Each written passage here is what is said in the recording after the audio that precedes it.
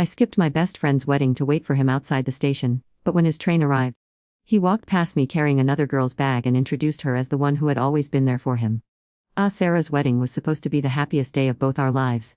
We'd been planning it together since we were 14, sketching dress designs in math class and arguing over flower arrangements during lunch breaks. She'd asked me to be her maid of honor 3 years ago, tears in her eyes, saying she couldn't imagine walking down that aisle without me by her side. But I wasn't there. Instead, I was standing on Platform 7 Union Station, clutching my phone like a lifeline, watching every face that stepped off the 2015 from Chicago. My heart hammered against my ribs so hard I thought other people could hear it echoing through the terminal. Let me back. Let me tell how I became the kind of person who abandons her best friend on the most important day of her. His name was Marcus. We worked together at a marketing firm downtown. I was engaged to David then, had been for 8 months. We'd set the date for the following spring. Everything was planned, deposits paid, dress bought. David was everything I thought I wanted: stable, kind, predictable. He brought me coffee every morning and never forgot to text me goodnight. But Marcus was electric. It started innocently enough. Office banter. Shared eye rolls during boring meetings. He had this way of making me laugh until my stomach, and he listened to me complain about wedding stress without that glazed look David got whenever I mentioned centerpieces. The first in my resolve came during the company Christmas party. David was out of town visiting his parents. Marcus found me hiding in the supply closet after our boss made another inappropriate comment about my wedding glow. Okay, he asked, and something about the way he said it, soft and concerned, made my chest tight. Just tired of everyone acting like getting married is my only accomplishment, I said, trying to laugh it off. He stepped closer. I could smell his cologne, something and warm. For what it's worth, I think you're brilliant at what do. Wedding or no wedding.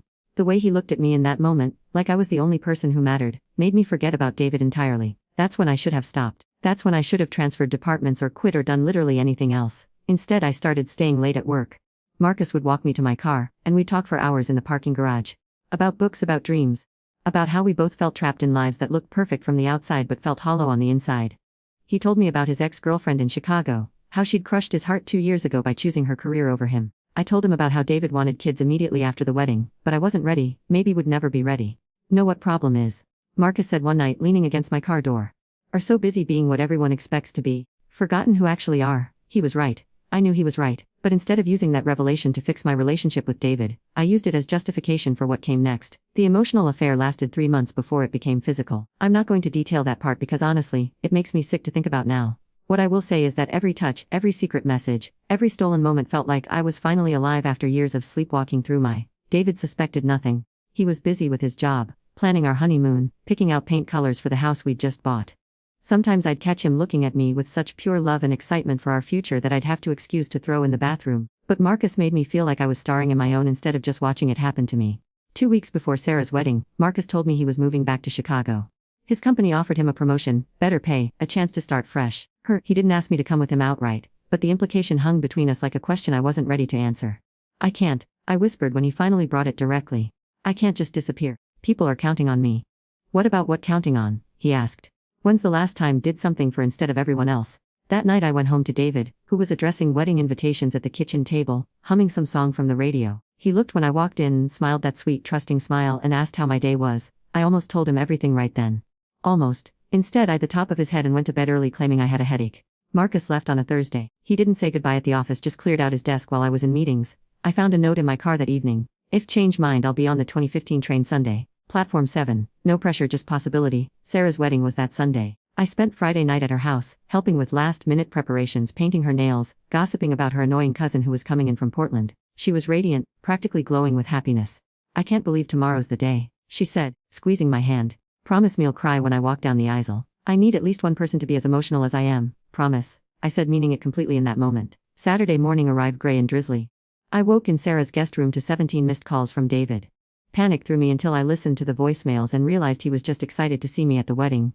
Worried about my headache from the night before. Asking if I needed him to pick anything from the store. I called him back. Hey beautiful, he answered on the first ring. How are feeling? Better, much better, I lied. Good, I can't wait to dance with my future wife tonight. Maybe we can sneak away early and practice for our own reception. The guilt hit me like a physical. Here was this man who loved me completely, who was planning our future while I plotted my escape. But then my phone buzzed with a text from Marcus. Caught an earlier train. We'll be there at 2015 like planned. Can't wait to start our adventure. Our adventure. Like we were characters in some romantic movie instead of two people about to destroy multiple lives. Sarah's wedding was beautiful. The ceremony was at 1 p.m. in the Botanical Gardens. I stood at the altar in my dusty rose bridesmaid dress, holding her bouquet during the ring exchange, watching her face light as she promised forever to someone who deserved it, and all I could think about was the train station. As soon as the ceremony ended and the receiving line formed, I made my excuse. Told Sarah I felt sick, needed to go home and rest before the reception. She was concerned, wanted to send someone to check on me, but I assured her I'd be fine. Just take care of, she said, hugging me tight. I need my maid of honor speech tonight. I promised her I'd be back in time. Another lie. Instead, I drove straight to Union Station, changed out of my bridesmaid dress in the bathroom and into jeans and a sweater I'd packed in my car. Applied fresh lipstick with shaking hands. The 2015 was running 5 minutes late. I paced platform 7 like a caged animal, checking my phone obsessively. Sarah had texted twice asking how I was feeling. David had sent pictures of the reception setup, asking if I thought the centerpieces looked okay. When the train finally pulled in, my heart nearly stopped. Passengers began streaming off. Business travelers with rolling bags, college students with backpacks, families returning from weekend trips, and then I saw him. Marcus stepped onto the platform carrying 2 duffel bags and someone else's purse, a small, cream-colored bag that definitely wasn't his style. My stomach dropped, but I told there had to be an explanation. Maybe he was holding it for an elderly passenger. Maybe it belonged to his sister. He scanned the crowd, and when his eyes found mine, his face went completely white. That's when she appeared beside him. She was beautiful in an effortless way I never was. Long dark hair, kind eyes, wearing a simple sundress that probably cost more than my monthly car payment. She linked her arm through his naturally, like they'd done it 1,000 times before. I watched, frozen, as Marcus walked toward me with this woman attached to his side. My mind scrambled for explanations, excuses, anything that would make this make sense. Emma, he said when he reached me, and my name sounded wrong in his mouth. Guilty. What are doing here? Asked me to meet. I stammered, suddenly aware of how pathetic I must look. Note said. The woman looked between us with growing understanding and something like pity. Marcus, she said softly. Who is this? He glanced at me, then at her, and I saw the exact moment he made his choice. This is Emma, he said carefully. She's someone I used to work with. Emma, this is Claire. She's the one who's always been there for me. The one who's always been there for him. Not me. Not the woman who'd thrown away her engagement, missed her best friend's wedding, and destroyed her relationship with the most decent man she'd ever known. Claire. The ex-girlfriend from Chicago who'd supposedly broken his heart, who was clearly very much back in his. Nice to meet, Claire said politely, extending her hand. I couldn't move, couldn't breathe, couldn't process what was happening. We should go, Marcus said, not quite meeting my eyes. The cab's waiting. And just like that, they walked away. Marcus carrying her bag, his hand on her lower back, whispering something in her ear that made her laugh. I stood there on that platform until security asked if I needed help. Stood there while my phone buzzed with increasingly frantic messages from Sarah, from David, from everyone wondering where I was. Finally I drove home. David was waiting in our living room, still in his wedding clothes, clutching his phone. There are, he said, relief flooding his voice. Sarah called looking for, she was worried sick. Are okay. I looked at this man who loved me, really looked at him. His hair was messed from running his hands through it. His tee was crooked. He'd clearly been pacing. David, I said. Yes. And that's when the full weight of what I'd done crashed down on me. I'd given everything real for a fantasy that had just walked away with someone else's bag. I told David everything that night. Not because I wanted to. Not because I thought it was the right thing to do. But because sitting in our living room, looking at his worried face, I realized I had nothing left to lose. Marcus was gone. My dignity was gone. The only thing I had left was the truth, and even that felt poisoned. I've been having an affair. I said, the words falling out of my mouth like broken glass. David went completely still. The color drained from his face so fast I thought he might pass out. What? With Marcus? From work, for months. I'm sorry, I'm so sorry, David. He stared at me for what felt like hours but was probably only seconds. Then he stood, walked to the kitchen and in the sink. I followed him, wanting to comfort him, but he held his hand to stop me. Don't, he said, his voice raw. Just don't. He spent that night in the guest room. I lay awake listening to him pace, occasionally hearing what sounded like crying. Every sound was in my chest, but I knew I deserved worse. The next morning he was gone. Left a note on the kitchen counter. I'm staying at my brother's. Don't contact me. That's when I realized I'd lost my phone somewhere between the train station and my breakdown the night before. Probably dropped it on platform 7 while watching my future walk away with someone else. Without my phone, I couldn't call Sarah to explain, couldn't apologize, couldn't even check social media to see the wedding photos I should have been in. I drove to her house Monday morning. Her new husband answered the door, still glowing from their honeymoon high. His face changed the moment he saw me. Emma, he said coolly. Sarah's not feeling for visitors right now. Please, I need to explain. Missed her wedding, he said. Her maid of honor. She waited for to give the speech, made excuses for all night. Do you have any idea how humiliated she was? Sarah appeared behind him then, and the sight of her nearly knocked me over. Her eyes were puffy and red. She looked like she'd been crying for days. Sarah, I'm so sorry. Where were? She asked, her voice barely a whisper. I called everyone. David said left the reception early because we're sick, but then never came back. I was terrified something had happened to Pan.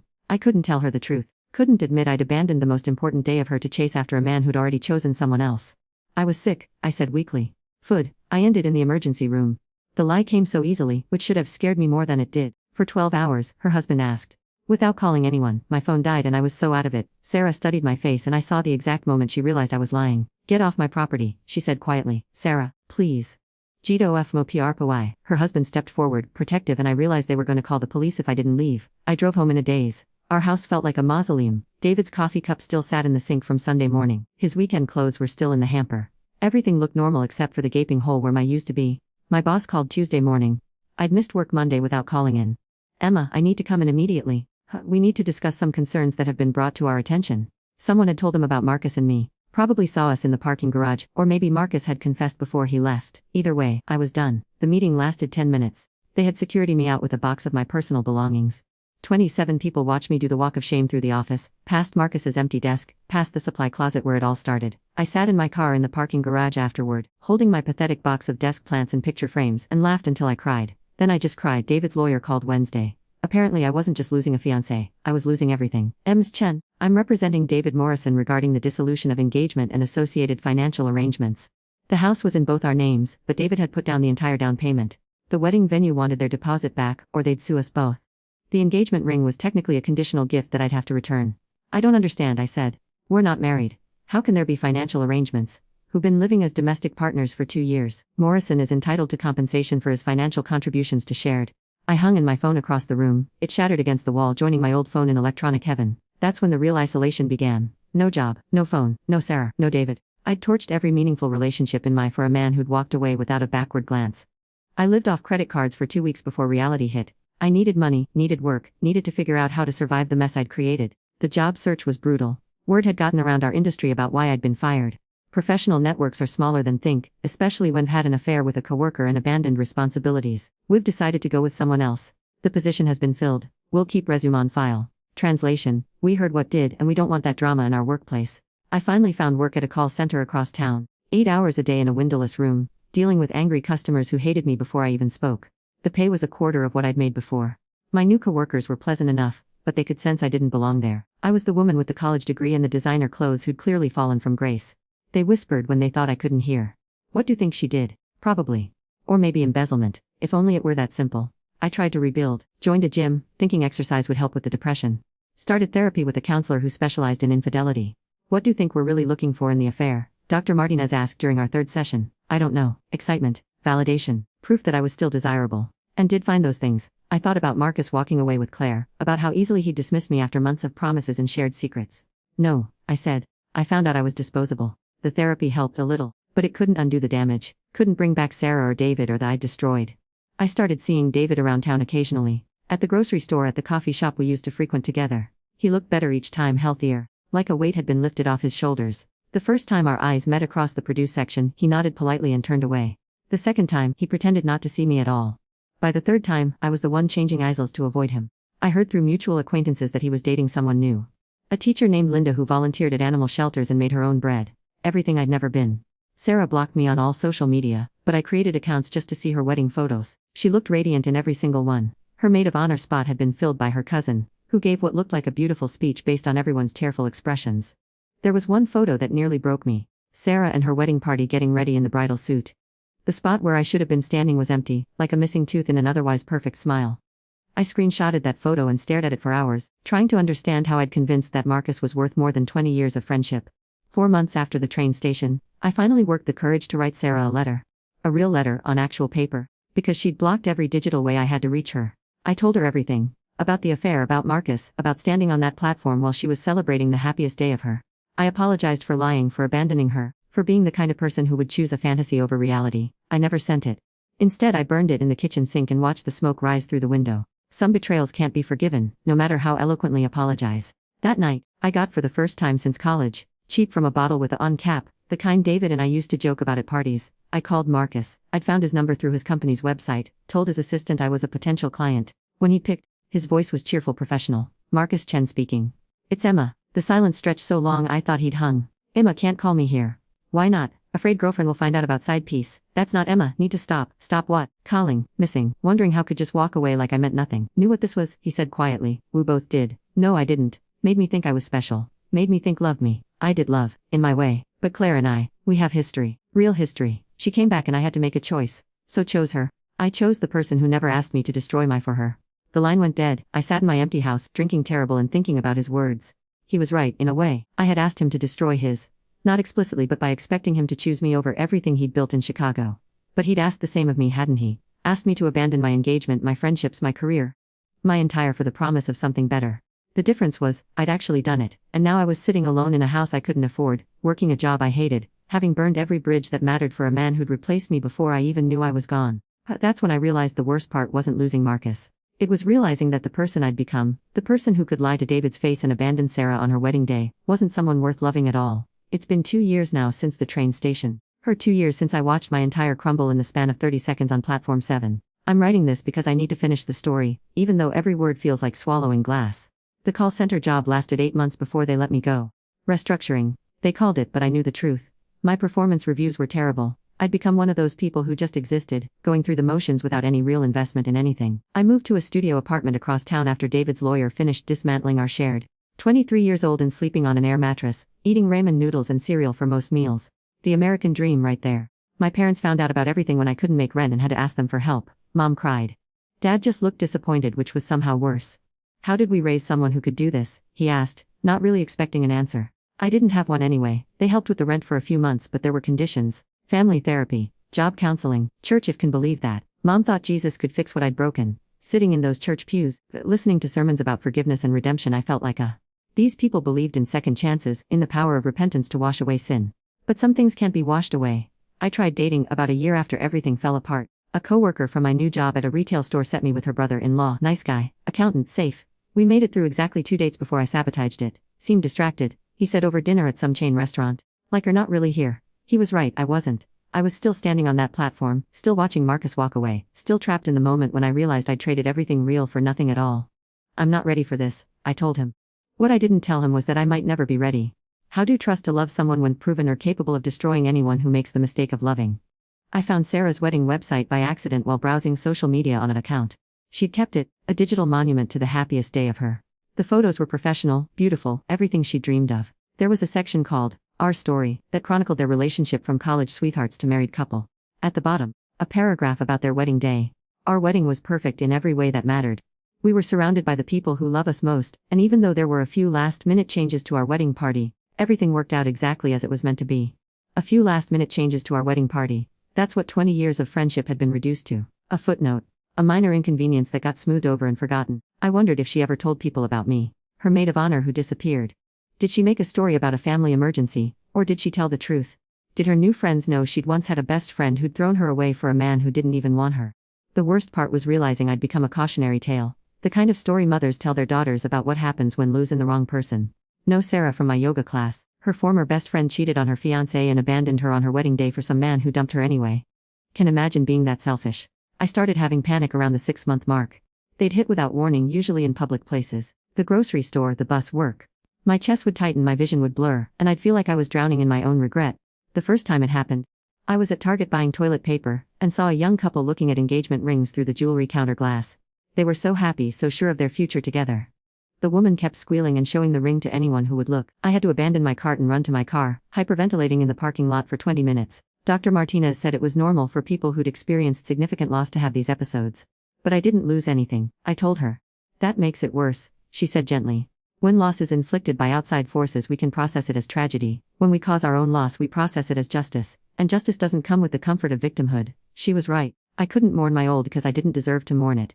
Victims get sympathy, villains get consequences. I tried to find Marcus online sometimes, late at night when the loneliness got unbearable. His social media was private. But I could see enough to know he was still with Claire, still happy, still living the I'd convinced we were going to build together. There was one public photo from their engagement party. Marcus in a navy suit, Claire in a white dress, both of them glowing with joy. The caption read, "To forever with my best friend and the love of my paw." I stared at that photo for hours, trying to understand how I'd convinced I meant something to him. He'd never looked at me the way he was looking at her in that picture. Even in our most intimate moments, there had always been something held back, something that belonged to someone else. I'd just been too desperate to see it. My mother called on the anniversary of what would have been my wedding day to David. She didn't mention the date specifically, but we both knew why she was checking in. "How are doing, sweetheart?" "I'm fine, Mom." "Really?" I looked around my studio apartment. Dishes piled in the sink, laundry covering every surface, blackout curtains drawn even though it was 2 p.m. on a Saturday. "I'm surviving," I said. "That's not the same thing." She was right about that too. I saw David at our old coffee shop about 18 months after everything imploded. He was with Linda, the teacher. They were sharing a muffin and laughing about something on her phone. He looked lighter somehow, younger. The stress lines that had appeared during our last few months together were gone. His laugh was genuine, unguarded, nothing like the careful way he'd started laughing around me toward the end. Linda was pretty in an understated way. No makeup, hair in a simple ponytail, wearing a sundress that probably came from Target. She was real in all the ways I'd never learned how to be. I watched them for 20 minutes from my car in the parking lot, torturing with glimpses of what David's looked like without me in it. It looked better. When they got to leave, David held the door for her, his hand on her lower back in a gesture so familiar it took my breath away. He used to touch me like that. Before I taught him not to trust me with his heart. They walked past my car without seeing me, wrapped in each other in their conversation about weekend plans. David was animated, excited about something. He'd never been excited about our weekend plans. Grocery shopping and Netflix had been our speed. That's when I finally understood what I'd really lost. Not just David, not just Sarah, not just Marcus or my job or my financial security. I'd lost my chance at becoming someone worth loving. The person I'd been before the affair, she hadn't been perfect. She'd been anxious about the wedding, uncertain about her future, maybe a little lost, but she'd been loyal. Trustworthy. The kind of person who showed for the people she cared about. The person I'd become was none of those things. I'd proven I could lie to someone's face while planning to betray them. I'd shown I was capable of abandoning someone on the most important day of their. I'd demonstrated that I would sacrifice anything real for the promise of something that felt more exciting. Who would ever take that risk again? Who would ever trust me with their heart after seeing what I was capable of? The answer was no one. And that's the part they don't tell about affairs. Everyone focuses on the damage due to other people, which is real and devastating and unforgivable. But they don't talk about the damage due to. They don't tell that once become someone capable of that level of betrayal, can never unknow that about. Every relationship becomes contaminated by the knowledge of what capable of. Every I love comes with the silent question, but for how long? Until someone better comes along. Until loving me becomes inconvenient. I sit in my studio apartment now 2 years later, working at a job that barely pays the bills, completely alone in a way I never thought possible. My phone doesn't ring. My mailbox contains only bills. My weekends stretch out empty and endless. Sometimes I wonder what would have happened if I'd stayed at Sarah's wedding. If I'd given the maid of honor speech, danced at the reception, gone home to David with flowers in my hair and stories about the beautiful ceremony. Marcus would have left on that train without me. He would have reconciled with Claire anyway. But I would still have had a worth living. Instead, I chose 30 seconds of possibility over 30 years of certainty. I chose excitement over stability. I chose fantasy over reality. And in the end, the fantasy chose someone else. Now I work retail, live alone, and have panic in Target parking lots. My parents call out of obligation. My coworkers are polite but distant. My therapist sees me as a case study in self-sabotage. The worst part isn't the loneliness, though that's crushing. The worst part isn't the financial stress or the career damage or the social isolation. The worst part is knowing that everyone was right to walk away from me. David deserves someone who won't betray him. Sarah deserves a friend who won't abandon her. Marcus deserves whatever happiness he's found with the person who was actually there for him. And I deserve exactly what I have: nothing. I'm writing this as a warning, I suppose. For anyone who thinks they can have it all. For anyone who believes they deserve better than what they have. For anyone who thinks one moment of passion is worth a lifetime of regret. It's not. The person become when betray everyone who loves isn't someone worth becoming. The build on other people's ashes isn't a worth living. And when choose a fantasy over reality, don't get to be surprised when the fantasy chooses someone else.